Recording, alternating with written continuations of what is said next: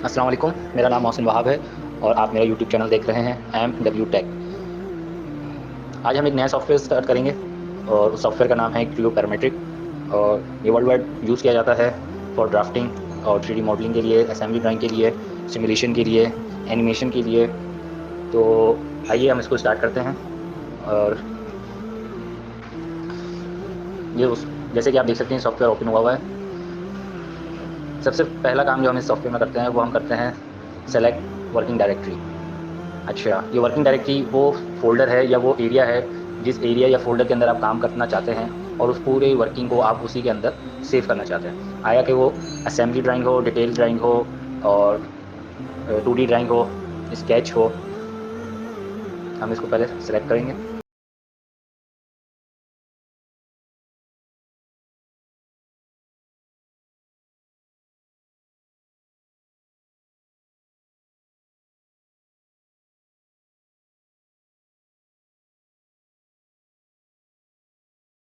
जिस फ़ोल्डर को हमने सेलेक्ट किया है तो हमारी जो भी वर्किंग होगी वो उसी फ़ोल्डर में सेव होती रहेगी। अब हम यहाँ पे कमांड इस्तेमाल करेंगे new, create a new model. हमें अगर क्रिएट करना है न्यू मॉडल या ऑलरेडी आपके पास मॉडल अवेलेबल है और आप उसको ओपन करना चाह रहे हैं तो उसको ओपन कर लेंगे।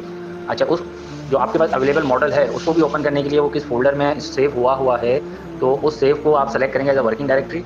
देन आप ओपन करेंगे तो वो डायरेक्ट उसी फ़ोल्डर से ओपन होगा। जैसे मैंने ओपन की कमांड यूज़ करी है और उधर जो है वो उसी सैंपल वाले ही फ़ोल्डर को ओपन कर रहा है क्योंकि हमने उसको सेलेक्ट किया हुआ है एज अ वर्किंग डायरेक्टरी। ठीक है। अब इसमें जैसे न्यू है, अगर इसमें वही बात है कि क्रिएट अ न्यू मॉडल, हम कुछ भी जनरेट करना चाह रहे हैं, आया कि वो एक पार्ट ड्राइंग हो या असेंबली ड्राइंग हो, मैन्युफैक्चरिंग ड्राइंग हो, वट एवर इज इट, तो हमें एक न्यू कमांड लेनी पड़ेगी।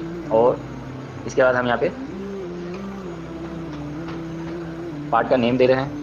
Use as a default template करना है या जैसे हम यूज़ नहीं करना, हम मार्क यहाँ से हटा देते हैं।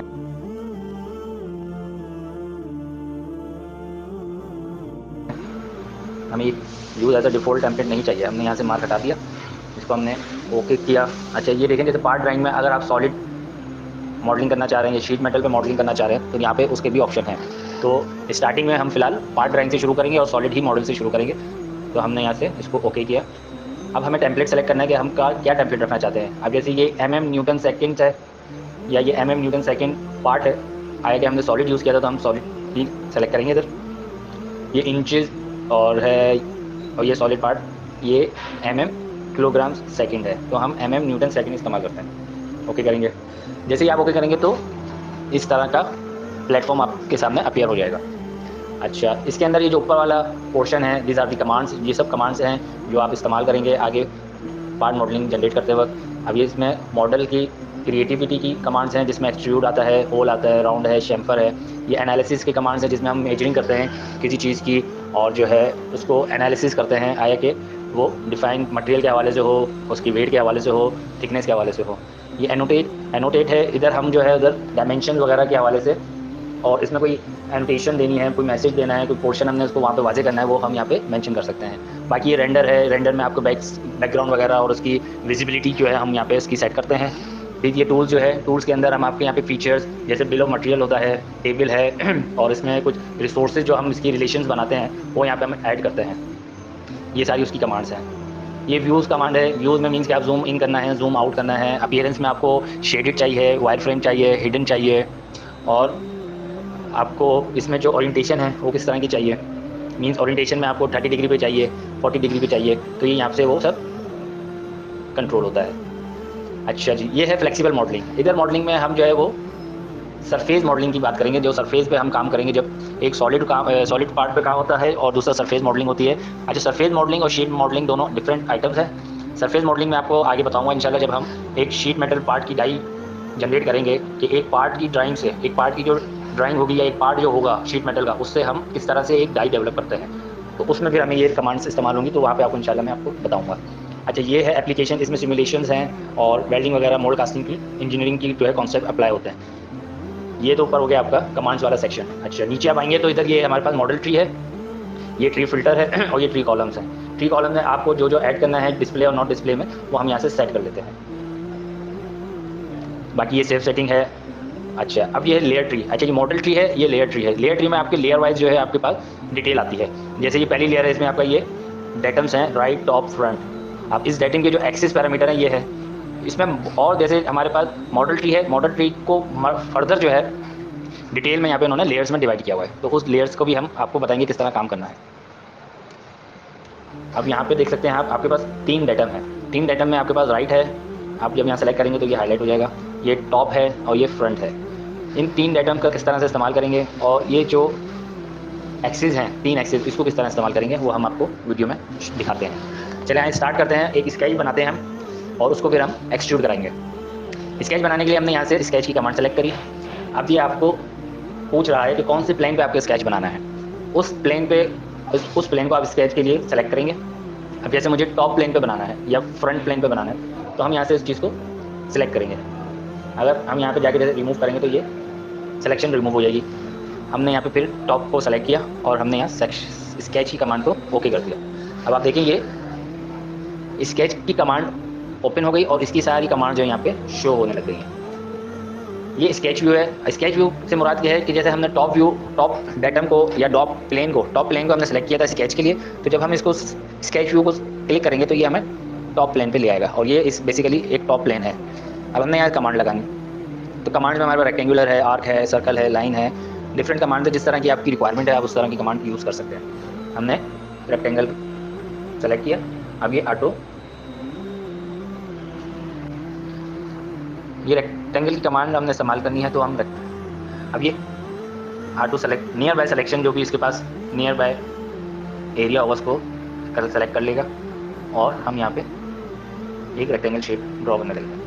अच्छा, आप इसमें देखें कि जैसे मैं एक रेक्टेंगल ड्रॉ करने की कोशिश कर रहा हूँ। अब इसमें लेंथ और विड्थ, वर्टिकल और हॉरिजॉन्टल और वर्टिकल लाइन जैसे ही बराबर होती है तो वो मुझे एक इंडिकेशन दे देता है। देखिए इधर जैसे L लिखा हुआ आ रहा है तो इट्स मीन कि L is equal to L, कि वर्टिकल की लेंथ और हॉरिजॉन्टल की लेंथ दोनों इक्वल हो गई हैं। अब लेकिन मैं जब इसको रेक्टेंगल की तरफ लेकर जाता हूँ तो वो डिसअपियर हो जाता है। तो ये सब इसमें एक एडवांटेज है जो वो आपको ऑटो गाइड कर रहा होता है कि ये देखें अब आपके दोनों लेंथ बराबर हो गई हैं तो आया ये स्क्वायर की शेप में बन जाएगा।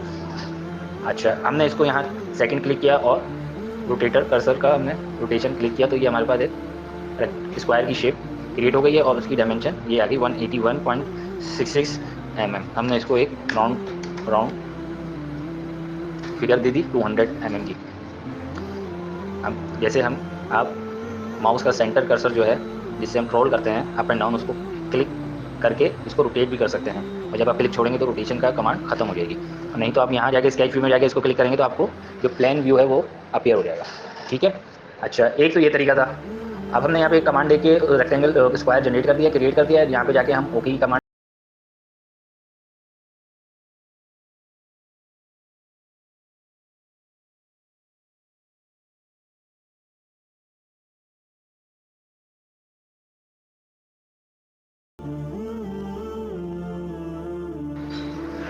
अच्छा, यहाँ आप देखेंगे तो आपको मॉडल ट्री में एक स्टेप और जनरेट होता हुआ नजर आ जाएगा, वो है स्केच। अच्छा, ये स्केच है जो हमने अभी यहाँ पे ड्रॉ किया है। इसको हमने सेलेक्ट किया, एक्सट्रूड की कमांड सेलेक्ट की और अब आप ये देखें कि ये एक सॉलिड फॉर्म में जनरेट हो रहा है। आप इसकी हाइट मेंटेन कर सकते हैं। इधर से अब हमने 100 mm इसकी हाइट जनरेट की। इधर भी डिफरेंट ऑप्शन आपके पास आएंगे। अब ये जो ऑप्शन है ये सॉलिड एक्सट्रूड का है। ये वाला जो ऑप्शन है ये सरफेस एक्सट्रूड का है। हम इसको सेलेक्ट करेंगे तो आप ये देख सकते हैं कि ये 4 सरफेस जो है वो एक्सट्रूड हो रही हैं। अब इन 4 सरफेस को हम मज़ीद एक्सट्रूड करने के लिए हमने यहाँ पे इसको 150 दिया तो ये 150 लाइन में चला गया। फिलहाल हम यहाँ पे अभी सॉलिड पे काम कर रहे हैं तो हम इसको सॉलिड पे ही रखेंगे। ये आपके पास मज़ीद फंक्शन है कि ये अभी वन साइडेड एक्सट्रूशन चल रही है। तो ये वन साइडेड एक्सट्रूशन और ये हम ये कमांड इस्तेमाल करेंगे तो ये सिमेट्रिक है। जिस प्लेन से हमने इसको ड्रॉ किया है उस प्लेन को ये सेंटर एज्यूम करते हुए 150 का आधा ऊपर करेगा और 150 का आधा नीचे करेगा। मीन कि 75 mm अप साइड एक्सट्रूड करेगा और 75 mm डाउन साइड एक्सट्रूड करेगा। अब देखिए मैं इसको क्लिक करता हूँ तो ये इस तरह से शो हो रहा है। मीन्स कि ये जो प्लेन हमने सेलेक्ट किया था इस प्लेन के ऊपर हमने स्केच किया और उस स्केच को जब हमने एक्सट्रूड किया और ये कमांड इस्तेमाल की तो ये आधा ऊपर उसने एक्सट्रूड किया और आधा नीचे एक्सट्रूड किया।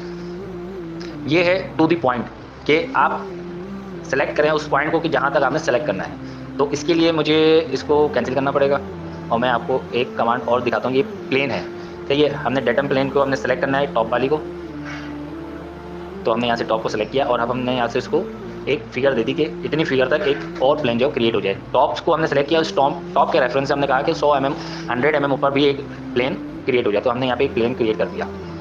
अब हमने इस स्केच को इससे नीचे ट्रॉल कर दिया या हमने इस डेटम को स्केच के ऊपर ट्रॉल कर दिया।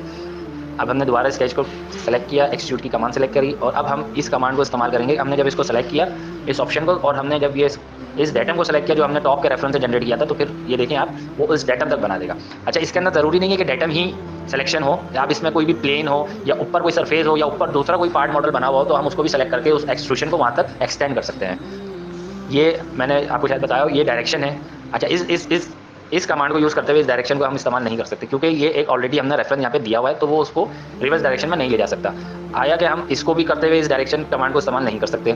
जो सिमेट्रिक वे है वो तो दोनों तरफ जाएगा, हम वन साइडेड डायरेक्शन को दूसरी डायरेक्शन में चेंज कर सकते हैं, ठीक है। और फिर यहाँ पे प्लेसमेंट है, यही वो स्केच है जो हमने जनरेट किया था। ये 2 डायरेक्शन में ले जाने के लिए है। अगर दोनों डायरेक्शन को आप चाहते हैं कि दोनों डायरेक्शन में मूव हो बट डिफरेंट डायमेंशंस में, तो हम यहाँ से इसको इस तरह से जनरेट कर सकते हैं कि एक साइड पे आपकी 86.6 है तो हम इसको 50 कर दें और दूसरी साइड आपको चाह रहे हैं कि आप 70 कर लें, तो आपकी दोनों डायरेक्शन होंगी बट डिफरेंट डायमेंशन में। लेकिन जो हमने ऊपर सिमेट्रिक वाला देखा था उसमें दोनों तरफ डायरेक्शन में जाएगा बट सेम डायमेंशन में। और ये यहाँ पे आपका एक्सट्रूशन का नेम अगर डिटेल्स आपने डालनी है तो वो आप डाल सकते हैं और इसको हम यहाँ करेंगे ओके, और ये आपके पास एक एक्सट्रूशन स्क्वायर ब्लॉक जनरेट हो गया। अच्छा, ये हमारा पहला लेसन था। उम्मीद करता हूँ आपको डिटेल में समझ आया होगा। इसके हवाले से आपको कुछ भी पूछना हो तो आप मुझे कमेंट कर से पूछ सकते हैं। अगर आपको वीडियो अच्छी लगी हो तो लाइक कीजिएगा, सब्सक्राइब करें मेरे चैनल को और शेयर कीजिएगा। शुक्रिया बहुत बहुत।